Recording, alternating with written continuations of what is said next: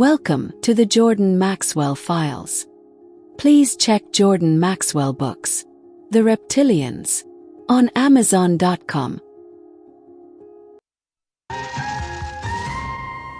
ideal UFO witness would have good eyesight, no financial agenda for making a story up, and no preconceptions. For these reasons, reliable UFO witnesses are not always easy to find. You know, John, that's true, but maybe people have been looking in the wrong places. Recently, as part of our ongoing investigation, Encounters went looking in the right place and spoke with children who are convinced they saw a UFO. Here's our story. For more than 4 decades, children have been reporting UFO sightings. These wide-eyed observers offer a unique perspective on this unusual phenomenon. And it came this way. And then first it was going real slow, and then it just took off. Boom. There's 2 of them up there. Hold on. Look at them, flashing. They're flashing. Hampton, Georgia, is a small town near Atlanta. Hello. It was in this well-kept trailer park that a group of ordinary school children encountered a UFO. What'd you see? I looked up at the trees and there was this thing floating up there. I saw something up there and I didn't quite know what it was, and I asked Shannon, I said, what is that? And she said she don't know. And I hollered at Chris. She jumped up and said UFO, so I jumped up and I looked and I saw something black. It was hovering right over the building, but it was real high in the sky. So it hovered right across the over in the sky and over to the radio tower. We were screaming. You were screaming? Yeah. I just sort of, I screamed a little bit, but I just sort of was in shock. When I never seen anything like it. This incident was investigated by Michael Norris, an Air Force veteran and chief editor of UFO Encounters. Now, this craft that they described, is this a craft that you've had reportings of before in this area? What's interesting is when we started to report about this particular sighting, and we actually published some of the pictures and drawings that the children had made, I got some calls from people from other parts of the country saying, you know, we've seen this come up before. We have people who say they've also described this same shape, size, with the lights. But yet, when you go to officials, whether the FAA or your military bases or the airports, that there is nothing in conventional aircraft that we know of that could explain what it is they saw. The UFO vanished within seconds, but these children will feel the effects of this encounter for a very long time, and more than one will bear the scars of public ridicule. So when you walked into the school and you saw the principal and the teachers laughing at the children's experience, how did you feel? Made me mad. Made me very mad. I saw that principal laughing at those kids and joking around, and I asked him, I said, look at these kids. Can't you tell by looking at them there's something wrong? Sighting a UFO and being ridiculed for reporting it is upsetting enough for a child. What's far worse is a close encounter of a different kind, alien abduction. Justin, a 10-year-old living in Lancaster, Pennsylvania, describes his first alien encounter. I fell asleep, and then I woke up a little bit later, early in the morning, and I saw these gray beings. And I was just laying there. Then I felt like a device, something around my wrists, my neck, and my ankle. For children who've always relied on adults to protect them, these encounters can be traumatic, but kids aren't the only ones affected. Their parents suffer just as much from feelings of helplessness and fear.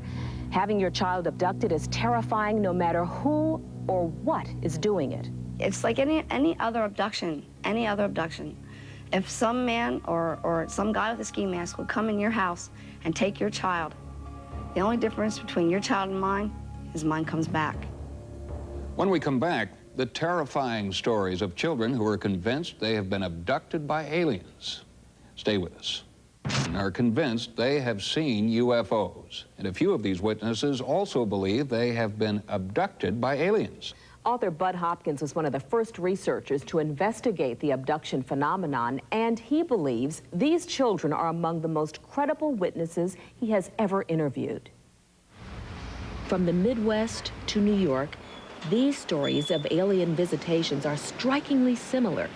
Manhattan-based writer Bud Hopkins has researched thousands of alleged alien abductions. What has emerged through many, many cases is the idea that the aliens are essentially trying to create a hybrid mix of themselves and ourselves. They're interested in our DNA, our genetic makeup, and beyond that, they're interested in our personalities, our affection for our children, our love for one another, a whole kind of range of what we think of almost the most human characteristics we have emotionally. One of his most remarkable cases is that of John Cortelia, an 11-year-old boy from New York's Lower East Side. When it happened, I had woke up from my sleep, and I had a sudden urge to look out the window in my living room. So I got out of my bed and I just, went into my living room. I looked out the window and I saw something emerging from the water. So I didn't know what it was. I just watched it as it came toward my window. And as my mother passed me, I was screaming, and she didn't even hear me. So this thing just pulled me through the window. John claims that these aliens took him aboard a UFO. They just took me into the door, and I was just laid down onto my stomach looking out these windows. I do remember some sort of a scraping with a sort of long, rounded object, sort of like a knife, scraping me or scratching me with it, trying to, hurt me or something. I woke up the next morning like it was a dream, only though I knew it wasn't a dream. Skeptics claim that abduction stories are the product of a child's active imagination, but Bud Hopkins has developed an elaborate system of tests to prove these skeptics wrong. I developed the Hopkins image recognition test a number of years ago because I felt that a projective test based on simple images and checking the child's response would be a very viable way of looking into their experiences. So I show these children first Santa Claus, and we go through Batman and clowns and police and so on. When we come to the alien out of 10 pictures, which is very neutral, we just listen to what the child says, how the child responds. I have seen a child absolutely fold up in tears, hide herself in her father's lap crying, "I don't want that man in my dreams. That's the man who takes me away." Fortunately, these traumatized and bewildered families have the support of concerned experts. Newport Beach, California is the home of Dr. Deborah Trincala. She specializes in the counseling of alien abductees. I think it's very important that we look at children who've had anomalous experiences in the following way. We need to listen to them. We need to understand that from their world, they don't have a handle on what's happened. They need to have a sense of control over their lives to the degree that they can handle that. That's part of their development. And so we have to be attentive to that need. If these encounters are the results of some bizarre alien experiment, why are our children being targeted? And when these children grow up, how will the experiment be concluded? All we and they can do is wait. Now, Sandra, you'll have to admit that most children have pretty active imaginations, and you put that together with all the TV they watch. John, that may be true to some degree, but it's wrong to assume that children would go out of their way to make these kinds of stories up. In fact, joining us tonight are 3 cases in point. They are members of the UFO Investigators and Other Strange Phenomenon Club, all the way from Virginia. They are Wesley Frank, Jonathan Pine, and Kevin Trobaugh. Welcome. Now, you just saw a story. Those children sighted a UFO, told their friends at school, and were ridiculed. They were laughed at. Do you guys believe in UFOs? Oh, yeah. If you do see a UFO, what do you do as investigators? We ask people of that area where we saw it if they saw the same thing. What do you say to kids who say, "Oh, you're making it all up"? Kevin? Well, maybe they don't believe in UFOs, but we do, and we think we saw one. So, we tell them, and if they don't believe us, they don't believe us. Right. What about you, Wesley? If I believe there's, UFOs and stuff, then that's all that matters to me. Well, keep looking at the skies. We're glad that you care, and good luck with your investigations. We'll be right back.